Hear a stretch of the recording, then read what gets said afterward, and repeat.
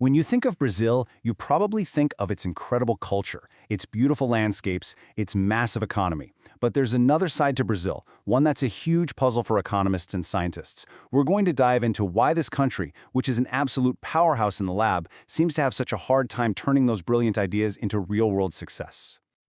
So here's the big question we're tackling today.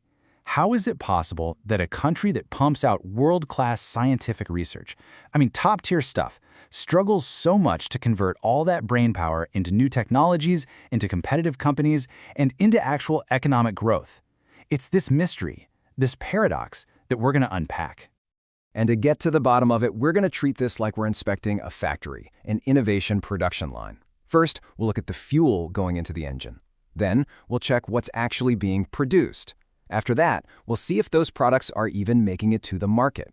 We'll check the final report card, and then we'll offer a diagnosis. Okay, first things first. Every engine needs fuel, right? And in the world of innovation, that fuel is money. It's investment.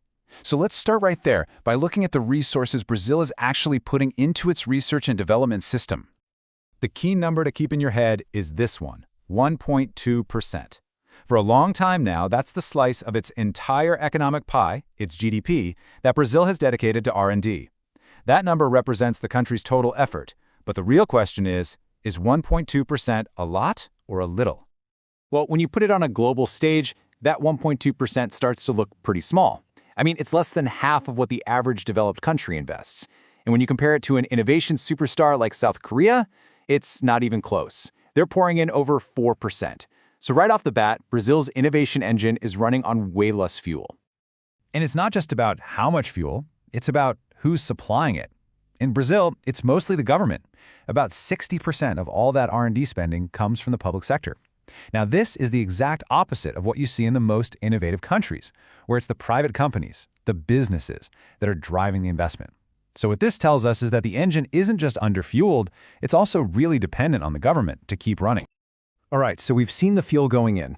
Now let's head onto the factory floor and see what this engine is actually producing.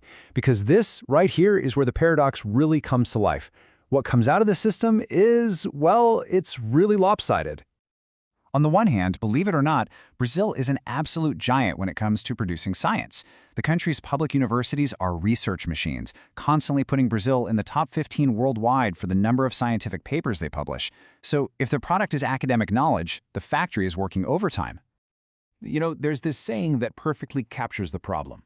It goes, we produce a lot of science, but we transform it into little technology. This gap has a name. It's called the Valley of Death. It's that dangerous place where great research goes to die before it can ever become a real product. And you can see that Valley of Death so clearly when you look at the other thing the factory is supposed to be making, technology. When you measure new inventions by looking at patents, the story just flips on its head. For a top 10 economy, Brazil's performance is shockingly weak. The science is there, but it's just not turning into protected inventions. Okay, so we've got tons of science papers, but very few patents. The next logical question is, does any of this innovation, or lack thereof, actually show up in the real world?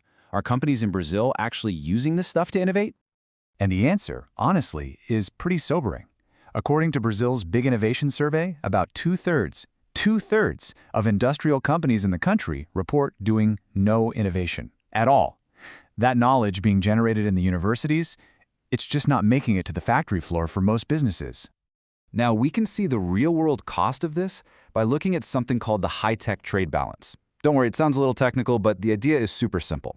It just compares the value of all the high-tech stuff a country sells to the world with the value of all the high-tech stuff it has to buy from other countries. And for Brazil, this balance is constantly deeply in the red.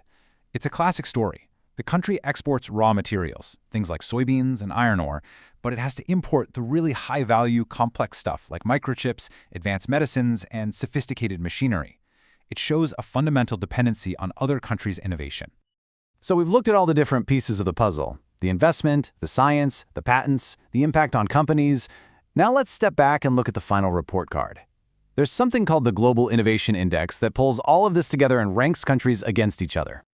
And what's amazing is that this index tells the exact same story. It breaks the score into two big categories, inputs and outputs. And year after year, it's the same thing. Brazil gets a decent score on the inputs, things like having good universities and skilled researchers. But when it comes to the outputs, the actual results, the technology, the creative products, the rank just plummets. It's the paradox in a single chart. Okay, so let's pull all these threads together. We've walked through the entire innovation production line. So, what's the final takeaway? What's our diagnosis of this whole Brazilian innovation paradox?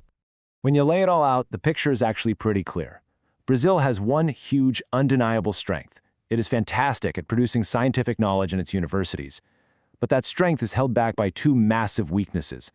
First, the whole system is just underfunded, especially by the private sector.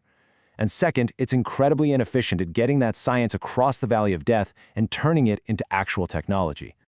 And all of this leaves us with one big, forward-looking question. We know the potential is there.